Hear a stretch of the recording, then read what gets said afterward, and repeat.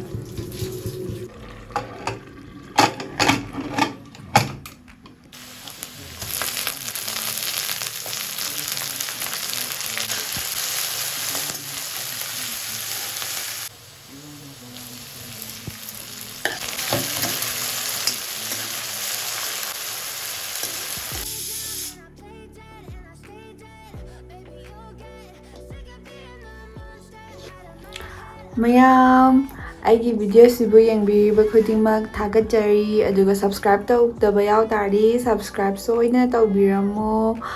si haijage aduga aina ngasi chadoise chagem pomba ne yongsak singju ne nga atawba ne maroi khara leire siga chajarage yamna chaninge aduga chagem pomba chabiro haiba migaido ai hapetang haijaramage bi mangang priyanka waikhom adagi haying tak en nilamani sing lembi phandom rishi shoram lakshmi marang hingchaba Jamson Konjengbam Romesh Marang Them Sachin Guru Mayum Jerry C Jet Play Jet BM Birendra Longzam Asha aduga maitagi hingchang sabir o haiba mayam do chagem pomba se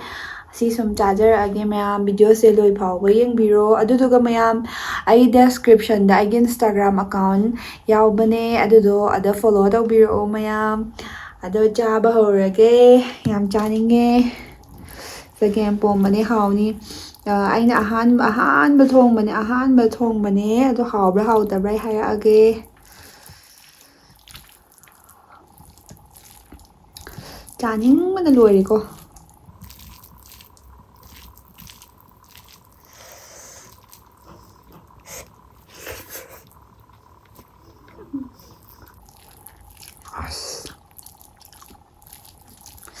yam hawe aidi ngasai pakhatluram haroidrana pakhon ju hapte mayam pakhon phangdaba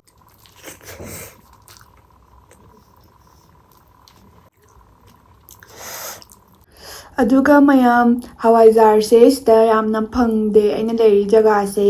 aduga khoi iche amana hawaijar se pibire cheki tabdi thank you so much aina yam nusiba iche ne aduga mana hawaijar se pibirak pane chagem pomna bana thank you yam hawe hawaijar se chagem pomba suku haw ma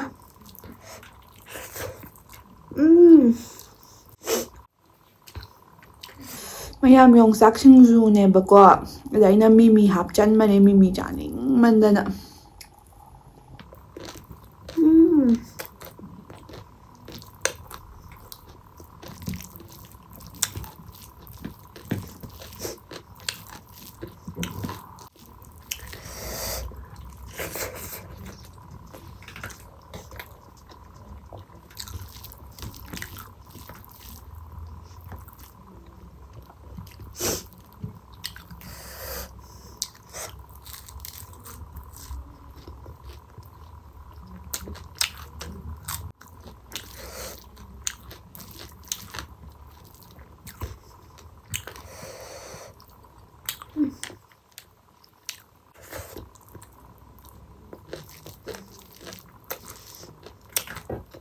ꯈꯨꯍꯥꯎ ꯑꯃ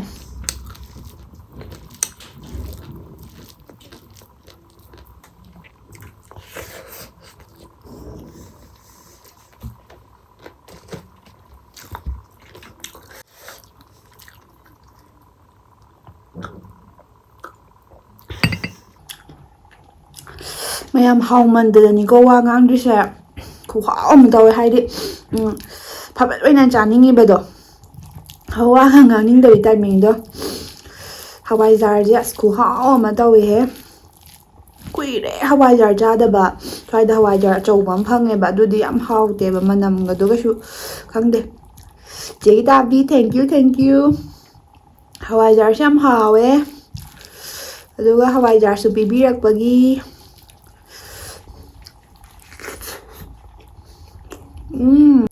ꯑꯩꯒꯤ first ꯇ꯭ꯔꯥꯏꯅꯦ ꯆꯒꯦꯝ ꯄꯣꯝꯕꯁꯦ ꯑꯗꯣ ꯌꯥꯝ ꯍꯥꯎꯋꯦ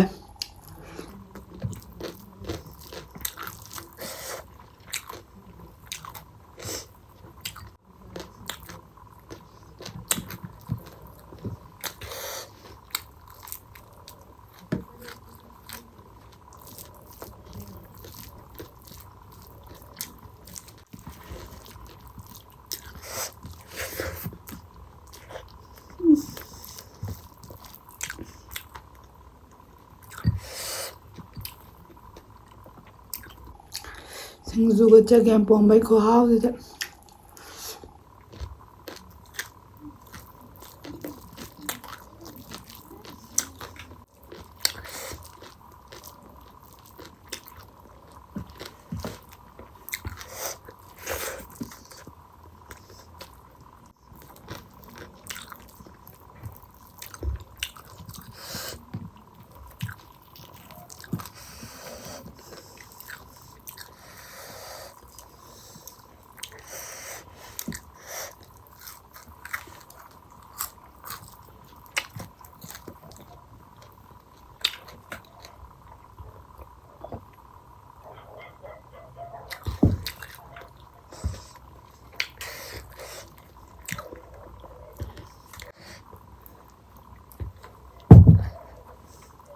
ꯌꯥꯝ thank you ꯀꯃꯥꯏꯅ ꯑꯗꯨꯝ ꯄꯤꯕꯤꯔꯛꯄꯒꯤ ꯆꯒꯦꯝ ꯄꯣꯝꯕ ꯆꯥꯕꯤꯔꯣ ꯍꯥꯏꯕꯒꯩꯁꯨ ꯊꯦꯡꯀ꯭ꯌꯨ ꯌꯥꯝ ꯍꯥꯎꯋꯦ ꯆꯒꯦꯝ ꯄꯣꯝꯕꯁꯦ ꯐꯥꯔꯁ ꯇꯥꯏꯝ ꯑꯣꯏꯔꯁꯨ ꯌꯥꯝ ꯍꯥꯎꯋꯦ ꯃꯌꯥꯝ ꯃꯆꯜꯁꯦ ꯑꯩ ꯍꯪꯒꯥꯝ ꯈꯛꯇꯪ ꯍꯥꯞꯆꯕꯅꯦꯕ ꯍꯪꯒꯥꯝ ꯈꯛ ꯂꯩꯌꯦꯅꯀꯣ ꯍꯋꯥꯏ ꯊꯔꯥꯛꯀ ꯌꯣꯡꯆꯥꯛꯀꯕꯨꯗꯤ ꯑꯗꯨꯝ ꯍꯥꯞꯄꯦ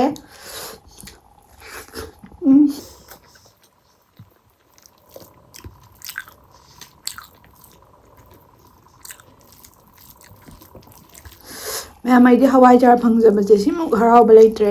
ꯍꯋꯥꯏꯖꯥꯔ ꯂꯩꯔꯝꯗ꯭ꯔꯗꯤ ꯆꯒꯦꯝ ꯄꯣꯝꯕ ꯑꯣꯏꯗꯣꯏꯅꯦꯕꯀꯣ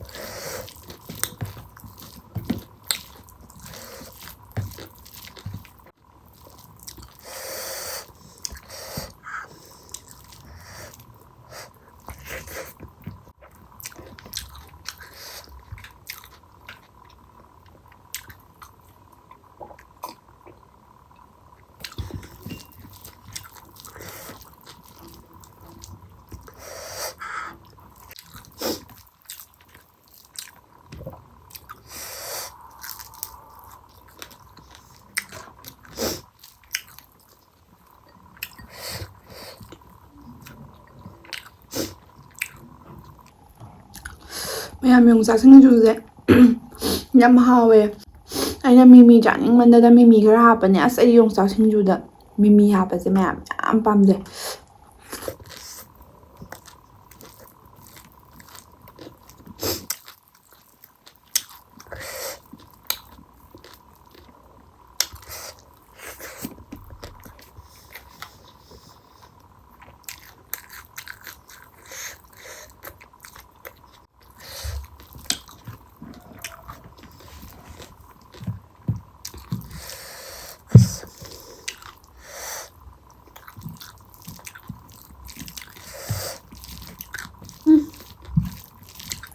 ꯃꯌꯥꯝ ꯆꯒꯦꯝ ꯄꯣꯝꯕꯒꯨꯝꯕ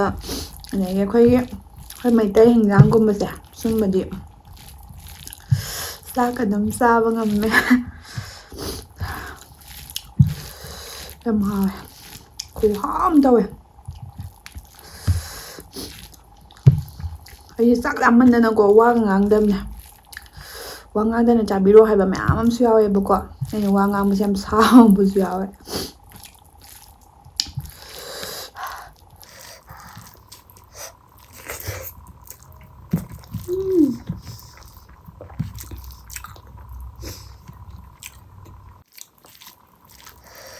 하왜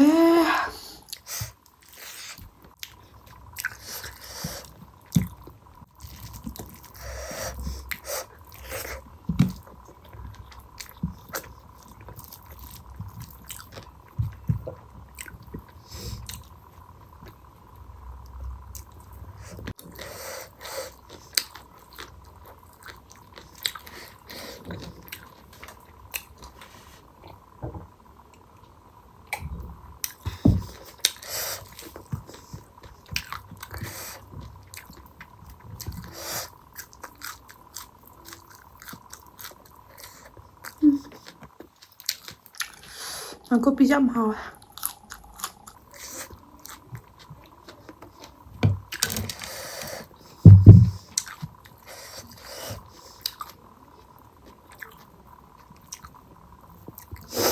ꯃꯌꯥꯝ ꯇꯨꯅꯤꯡꯈꯣꯛꯁꯤ ꯇꯤꯟ ꯄꯥꯝꯃꯦꯍꯦ ꯑꯩꯗꯤ ꯌꯥꯝ ꯄꯥꯝꯖꯩ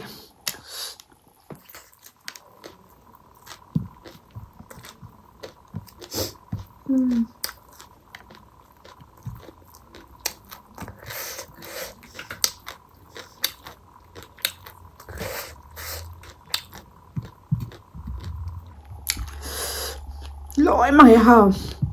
ꯉꯥꯗꯒꯤ ꯁꯤꯡꯖꯨꯗꯒꯤ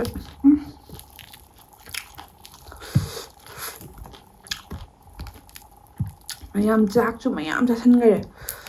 ꯑꯁ ꯍꯥꯎꯃꯟꯗꯅ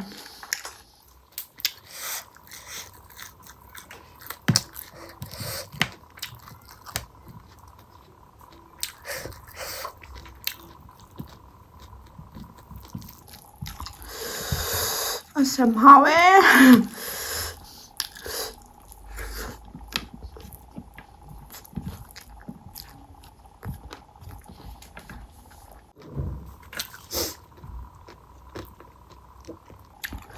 ꯃꯌꯥꯝ ꯆꯒꯦꯝ ꯄꯣꯝꯕ ꯆꯥꯕꯁꯦ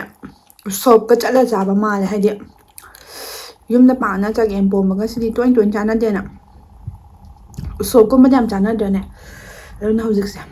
ꯎꯁꯣꯞꯀꯤ ꯚꯥꯏꯞꯁ ꯑꯃ ꯂꯥꯛꯄ ꯌꯥꯝ ꯍꯥꯎꯋꯦ ꯃꯌꯥꯝ ꯐꯥꯒꯤ ꯅꯠꯇꯦ ꯈꯨꯍꯥꯎ ꯑꯃ ꯑꯩꯗꯤ ꯉꯁꯤ ꯐꯥꯔꯁꯅꯤꯅ ꯉꯁꯥꯏꯁꯦ ꯍꯥꯎꯔꯣꯏꯗ꯭ꯔꯥ ꯀꯥꯏꯅ ꯈꯤꯇꯪ ꯀꯟꯐꯤꯗꯦꯟꯁ ꯂꯩꯇꯦꯕꯀꯣ ꯇꯤꯟ ꯍꯥꯎ ꯂꯩꯔꯝꯃꯦ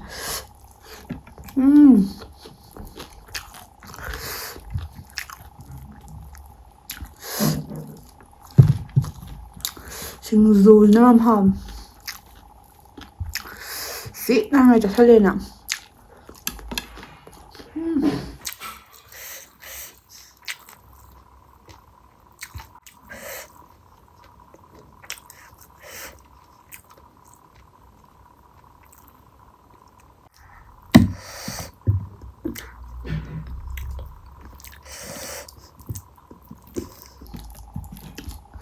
ꯆꯒꯦꯝꯄꯣꯝꯕ ꯉꯥꯛꯇ ꯑꯃꯨꯛ ꯆꯥꯁꯟꯒꯦ ꯃꯌꯥꯝ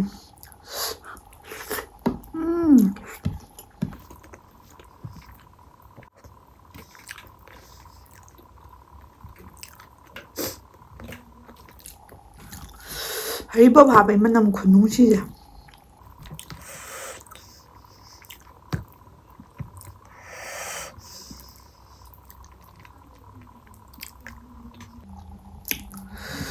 ꯑꯁ ꯎꯁꯣꯞ ꯌꯥꯝ ꯃꯥꯜꯂꯦ ꯃꯌꯥꯝ